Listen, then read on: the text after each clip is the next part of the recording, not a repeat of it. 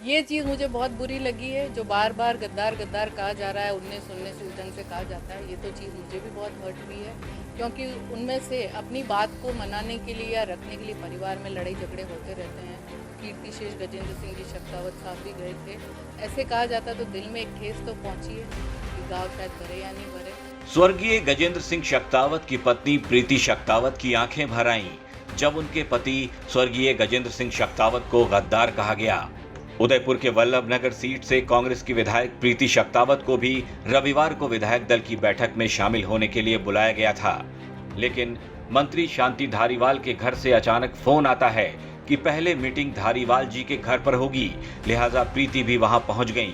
उन्हें नहीं मालूम था कि कुछ लोग विधायकों के कंधों पर बंदूक रखकर अपनी स्वामी भक्ति साबित करने की कोशिश में हैं।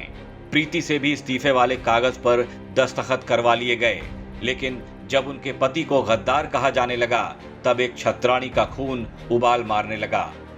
प्रीति अब मांग कर रही हैं कि षड्यंत्र करने वाले धारीवाल और उनके साथियों के खिलाफ कार्रवाई होनी ही चाहिए। पता नहीं किसी मंत्री जी के पीए का फ़ोन था कि मैडम यहाँ से सब इकट्ठे होके जाएंगे, तो हम धारीवाल साहब के यहाँ पे चले गए थे।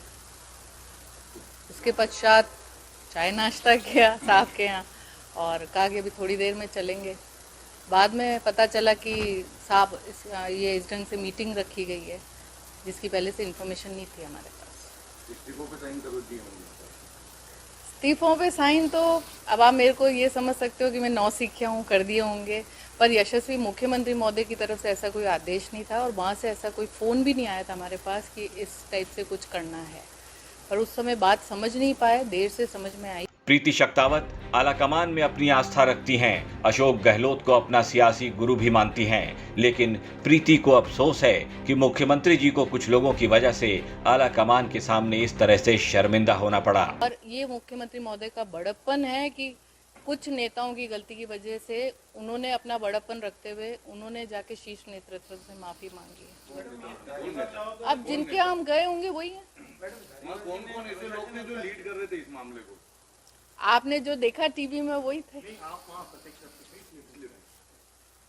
मैं आपको नाम लेके किसी के लिए नहीं कहना चाहूंगी, पर ये गलत हुआ है। और उन लोगों ने जो शब्द बार बार इस्तेमाल करा है, गद्दार गद्दार, ये तो मुझे बहुत ही ज़्यादा हर्ट हुए हैं। मैं इसका मतलब ये नहीं कि उनकी वजह से मैं मुख्यमंत्री जी के खिलाफ जाऊंगी, पर मुख्यमंत्री जी का भी यही आदेश है, जो सोनिया गांधी जी का आदेश होगा वो हम सबको मान्य है। और वैसे भी मैं शेखावत साहब की पुत्र वधू होने के नाते कांग्रेस में, जिन्होंने कांग्रेस में अपनी नींव रखी है और कांग्रेस को इतनी ऊंचाई तक पहुंचाया है, तो मेरा भी यही है कि मेरी पहचान हाथ का निशान। जयपुर में आला कमान को आंख दिखाने वाले धारीवाल महेश जोशी और धर्मेंद्र सिंह राठौड़ को नोटिस मिल चुका है।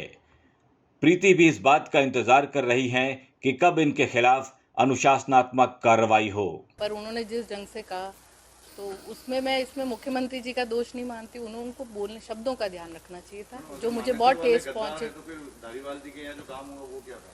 उसका तो धारीवाल जी को नोटिस मिल गया है।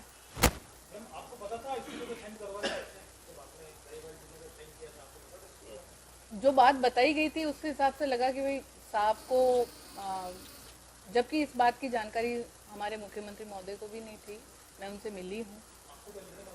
तो यही कहा गया था कि साहब को अभी ये कहा जा रहा है कि पहले इस्तीफा और फिर पद का है।